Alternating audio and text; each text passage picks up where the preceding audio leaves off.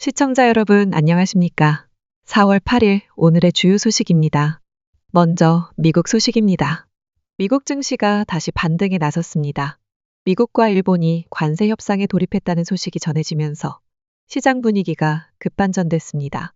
전날 트럼프 대통령의 강경한 무역 압박으로 급락했던 흐름은 단 하루 만에 되돌려졌습니다. 특히 다우지수는 개장 전 1000포인트 넘게 뛰었고 S&P 500과 나스닥도 각각 2% 이상 상승했습니다. 이번 상승세는 미국 재무부가 일본과의 양자 협상 개시를 공식화한 것이 결정적 계기가 됐습니다.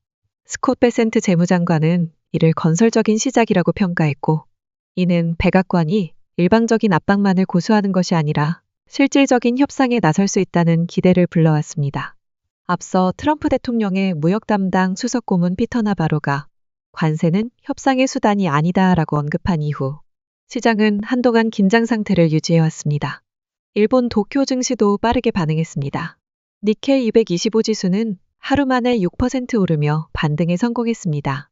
전날 18개월 만에 최저치를 기록했던 것과는 대조적인 흐름입니다. 미국이 일부 국가들과는 관세 조정에 나설 가능성을 보이자 투자자들도 과도한 공포에서 벗어나기 시작한 모습입니다. 미국 연방대법원이 트럼프 대통령의 추방명령을 일단 허용했습니다. 1798년 제정된 외국적국인법을 근거로 미국에 체류 중인 트렌데 아라과 갱단 출신 베네수엘라인들이 엘살바도르로 강제 송환될 수 있게 된 겁니다. 트럼프 대통령은 이들이 미국을 상대로 비정규전을 벌이고 있다며 국가 안보 차원의 조치라고 주장했습니다. 다만 대법원은 추방 대상자에게 헌법상 권리인 이해 제기 절차는 보장돼야 한다고 명시했습니다. 일부 추방자들은 미국 내 범죄 기록이 없고 단지 문신을 이유로 갱단으로 오인받았다는 주장도 제기되고 있습니다. 보수 성향의 에이미 코니 베럿 대법관을 포함한 4명의 소수 의견은 이번 조치가 법치주의에 대한 위협이라고 비판했습니다. 트럼프 대통령은 이를 미국의 정의가 살아있는 증거라고 평가했습니다. 중국 정부가 JD 벤스 미국 부통령의 발언에 강하게 반발했습니다. 벤스 부통령은 폭스뉴스와 인터뷰에서 중국인을 농민이라고 표현하며 미국이 중국 농민에게 돈을 빌려 그들이 만든 물건을 산다고 주장했습니다. 중국 외교부는 이 같은 발언에 대해 무지하고 무례하다며 공식 석상에서 유감을 표명했습니다. 특히 벤스 부통령이 자신의 성장기를 담은 회고록 킬빌리의 노래를 통해 가난과 약물 중독 가정에서 자랐다고 밝힌 점이 이번 논란의 아이러니로 부각됐습니다. 중국 언론은 시골 출신이 시야까지 좁을 필요는 없다며 그가 중국을 직접 보러 오라고 일침을 날렸습니다. 미 법무부가 바이든 정부 시절 도입된 총기 판매업체에 대한 무관용 정책을 공식 폐지했습니다. 해당 정책은 중범죄자에게 총기를 판매하거나 신원조회를 누락하는 등 중대한 위반 행위가 적발될 경우 판매 면허를 즉각 취소하는 내용을 담고 있었습니다. 트럼프 대통령의 지시에 따라 법무부와 주류담배 총기관리국은 바이든 행정부 시절 총기 규제를 전면 재검토 중입니다. 보수 성향의 미국 총기 소유자 협회는 이번 폐지를 환영하며 ATF 해체까지 주장하고 있습니다. 반면 총기 규제를 지지하는 단체들은 법을 어긴 총기상이 다시 영업을 하게 되면 범죄가 늘어날 수 있다고 경고했습니다. 실제 총기 산업 측은 과거 해당 정책이 사소한 실수까지 처벌 대상으로 삼아 소규모 업자들을 폐업 위기로 몰아넣었다고 반발해왔습니다. 미국과 이란이 이번 주말 오만에서 고위급 협상에 나섭니다. 트럼프 대통령은 직접 대화라고 밝혔지만 이란은 제3국을 통한 논의 형식이라고 선을 그었습니다. 협상 장소는 오만으로 확정됐지만 참석자나 구체적인 의제는 공개되지 않았습니다. 이번 만남은 이란 핵 프로그램을 둘러싼 갈등 해소를 위한 외교적 돌파구가 될 수 있다는 기대와 함께 형식과 신뢰 문제로 인해 여전히 불확실성이 큽니다. 이란 외무장관은 이번 대화는 기회이자 시험이며 공은 미국에 넘어가 있다고 밝혔습니다.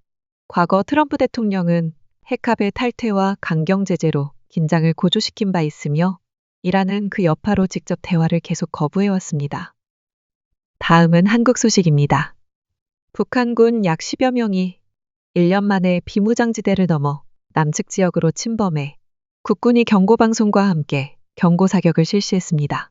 합동참모본부에 따르면 8일 오후 5시쯤 동부전선에서 무장을 한 북한 약 10여 명이 군사분계선을 넘어왔다가 경고조치 이후 북측으로 복귀했습니다. 이번 침범의 구체적 의도는 확인되지 않았으나 최근 북한이 전방 철조망과 지뢰매설 등 방어시설 공사를 재개한 정황이 있어 순찰 중 실수 가능성도 제기되고 있습니다. 지난해 6월에도 비슷한 사례가 3차례 발생했지만 당시에도 고의성은 낮은 것으로 판단됐습니다.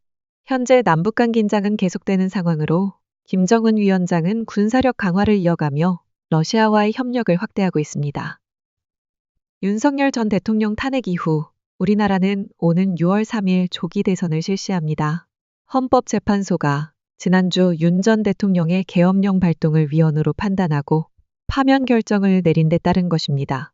국민의힘에서는 오세훈, 한동훈, 안철수 등이 유력한 대권주자로 거론되고 있습니다. 하지만 당내 정비가 여전히 숙제로 남아 있습니다.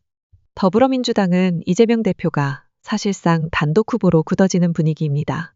다만 이 대표가 여러 재판을 진행 중인 만큼 당선 시 기소 중단 여부를 둘러싼 논란이 다시 불거질 가능성도 있습니다. 한덕수 대통령 권한대행이 트럼프 미국 대통령과 전화통화를 가진 사실이 트럼프 대통령의 SNS를 통해 공개됐습니다. 트럼프 대통령은 7일 트루스 소셜을 통해 한국과 무역 흑자, 관세, 조선업, 미국산 LNG 구매, 알래스카 송유관 사업, 방위비 분담 문제 등을 논의했다고 밝혔습니다. 특히 자신이 일기 때 체결한 한국의 방위비 분담 합의가 바이든 대통령에 의해 중단됐다고 비판하며 양국에 큰 이익이 되는 협상이 가능하다고 주장했습니다. 트럼프 대통령은 한국 고위급 협상단이 미국으로 향하고 있으며 협상이 순조롭게 진행 중이라고 강조했습니다. 미중 간 관세 갈등이 격화되면서 원달러 환율이 금융위기 이후 최고 수준으로 치솟았습니다. 9일 서울 외환시장에서 환율은 전 거래일보다 5.4원 오른 1,473.2원에 마감해 2009년 3월 이후 16년 만에 높은 수치를 기록했습니다. 트럼프 미국 대통령이 중국의 50% 추가 관세를 경고하자 중국은 끝까지 맞서겠다며 강경 대응을 예고했고 여기에 중국인민은행이 위안화 절하 기준 환율을 고시하면서 원화 약세에 영향을 미친 것으로 보입니다. 환율은 장중 1,473.9원까지 오르며 한때 큰 폭의 변동성을 나타냈습니다. 한편 코스피는 2,334.23으로 소폭 상승했고 코스닥 지수는 1.1% 오른 658.45로 거래를 마쳤습니다. 오늘 준비한 소식은 여기까지입니다. 더욱 자세한 내용은 데일리 SK.com에서 확인하실 수 있습니다. 시청해주신 여러분, 감사합니다.